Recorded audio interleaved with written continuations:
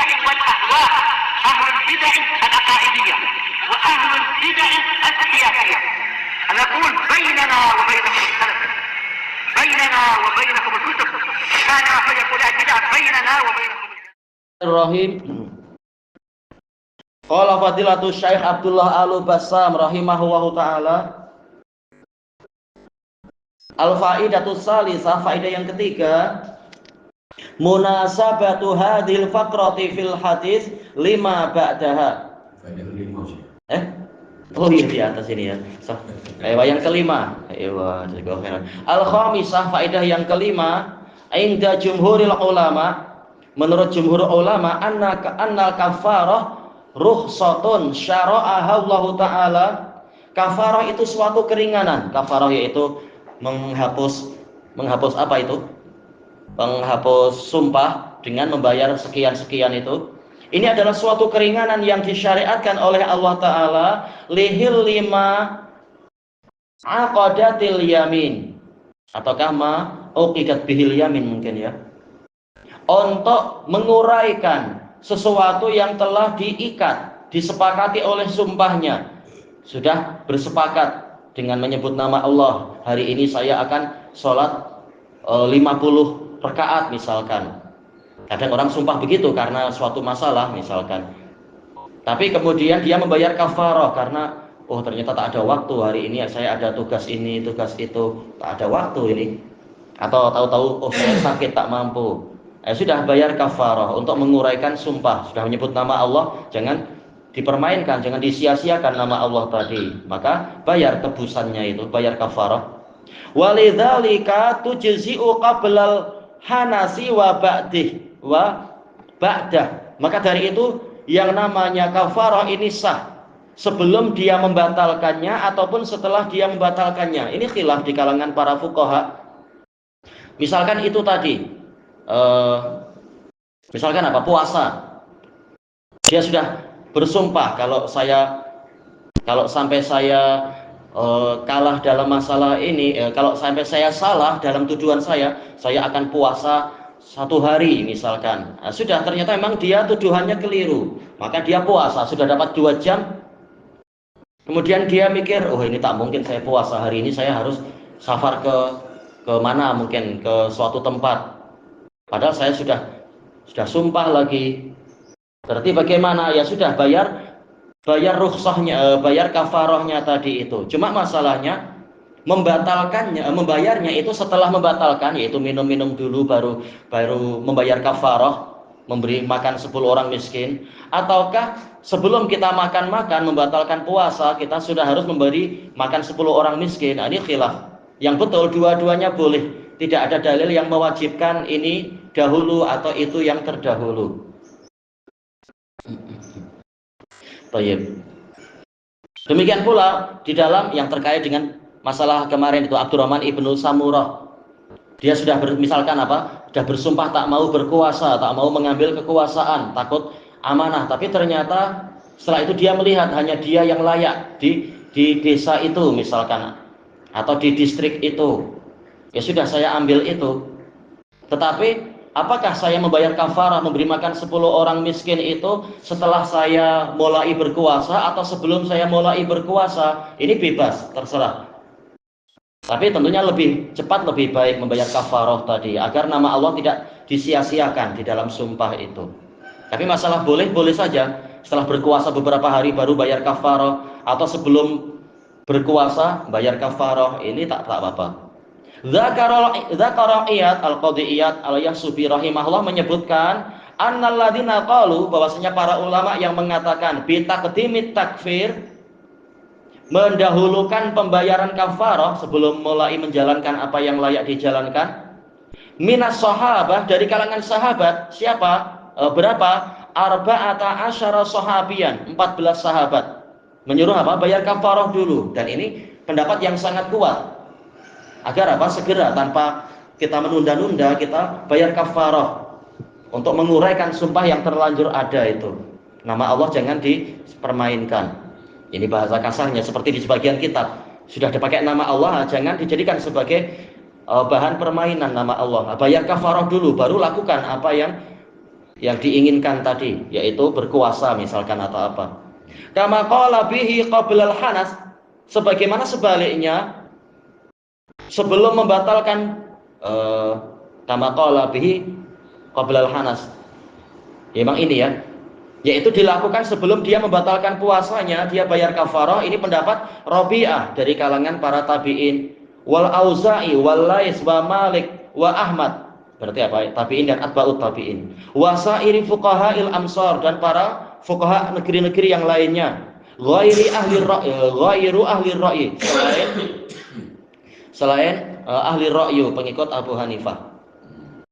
Kemudian yang keenam, anna hadat tasyri', bahwasanya pensyariatan ini, pensyariatan membayar kafarah, membatalkan sumpah jika melihat yang lebih baik, yang lain lebih baik. Kama huwa amrun Nabi sallallahu alaihi wasallam fa huwa aidan fi'luh. Sebagaimana ini perintah Nabi, ini juga perbuatan Nabi sallallahu alaihi wasallam. Faqad akhbara annahu la yahlifu ala yamin. Nabi telah mengkabarkan, tidaklah beliau itu bersumpah terhadap suatu sumpah fayara ghairaha khairan, kemudian beliau memandang yang lainnya itu lebih baik, minha, daripada isi sumpahnya, illa atalladhi huwa khair, kecuali beliau mendatangi apa yang lebih baik, wa kafara an yamini, dan beliau membayar kafarah dari sumpahnya itu. Hadis yang setelahnya berarti apa? Hadis Abi Musa, dan ini ada keterkaitan, ada sababul wurud, sebab datangnya hadis, tapi tak disebutkan di sini zahirnya ya, terkait dengan peristiwa perang Tabuk, tatkala Nabi mengumumkan akan berperang melawan Raja Ghassan, yang Raja Ghassan itu dibantu oleh orang-orang oleh Raja Romawi itu, dan peristiwanya itu sangat berat sehingga Nabi mengumumkan. Biasanya tauriyah, merahasiakan, tapi kemudian kali ini Nabi mengumumkan karena perlu pasukan yang sangat banyak. Tapi ternyata di hari-hari itu ada perkara-perkara yang membuat Nabi marah, mungkin karena sebagian munafikin lah atau apa, wallahu a'lam. Tatkala demikian, datanglah orang-orang Asy'ariyun, kemudian tanya kepada Nabi, minta humlan, minta apa? Kendaraan untuk berangkat. Nabi mengatakan, wallahi la u'tikum humla, atau wallahi la ahmilannakum, demi Allah aku tidak akan memikul, tidak akan mengangkut kalian. Nabi sedang marah. Maka mereka pun sedih, kemudian mereka pulang. Tahu-tahu dipanggil oleh Nabi, Nabi serahkan kepada mereka kalau tidak salah 3 ekor unta. Maka orang-orang Asy'ariyun bertanya, wahai Rasulullah, Anda sudah bersumpah untuk tidak mengangkut kami, tapi sekarang Anda mengangkut kami. Nah, kemudian datanglah hadis ini. Ya, sesungguhnya saya demi Allah, insya Allah, tidaklah saya bersumpah terhadap suatu sumpah, kemudian saya melihat yang lain lebih baik, kecuali saya akan mendatangi yang lebih baik dan saya membatalkan sumpah tadi. Karena Nabi juga beliau hutang banyak kepada sebagian orang, hutang unta. Nah, tatkala kemudian mendapatkan unta, langsung beliau memanggil para sahabat yang siap perang tadi tapi belum mendapatkan kendaraan. Nah, sumpahnya tinggal dibayar nanti kafarahnya. Kemudian dikatakan di sini, wa hadza huwa ainul maslahah. Ini adalah kemaslahatan itu sendiri. Walaupun melaksanakan, mematuhi isi sumpah ini kemaslahatan, tapi jelas membantu para sahabat yang hendak berperang, apalagi ini para sahabatnya taat kepada Nabi, memang sudah ada proyek perang. Tentunya ini yang lebih bermaslahat daripada sekedar sumpah tadi. Lebih bermaslahat mereka diberi unta, sekarang unta ada, maka tinggal membayar kafarah. Wa huwa takhfifun min rabbina wa rahmah. Ini adalah keringanan dan rahmat dari Rabb kita, yaitu tidak memaksa untuk seseorang itu harus menyelesaikan sumpahnya sampai akhir, padahal yang lain lebih bermaslahat di dalam peristiwa itu. Maka diberi keringanan, tetapi tanpa membatalkan kemaslahatan yang pertama, menyanyiakan nama Allah, sumpah jadi barang mainan, bukan. Harus ada bayar kafarah. Baik, ada orang yang biasa sumpah, terutama yang bersumpah pakai Quran lagi, saya akan adil, saya akan jujur, saya akan ini, tapi prakteknya menyia-nyiakan itu. Nah, ini yang menjadikan nama Allah sebagai permainan, sumpah jadi murah. Baik, ada cerita yang bagus disebutkan dalam Syiar Alamin Nubala. Kalau tak salah Anda dapatkan di biografi Harun Ar-Rasyid rahimahullahu taala. Sudah lama dulu ya Anda baca itu. Jadi Harun Ar-Rasyid, beliau ini dahulunya adalah pekerja tapi ya memang beliau bangsawan ya, termasuk dari kalangan pangeran, pekerja di masa pemerintahan Al-Mahdi. Al-Mahdi baik dari kalangan apa? Umara Bani Abbasiyah yang dari kalangan Ahlus Sunnah. Cuma maklum dalam sisi yang lain penguasa itu punya banyak gundik ya, ini yang masalah. Ternyata ada satu gundik yang sangat cantik, sangat pandai bernyanyi.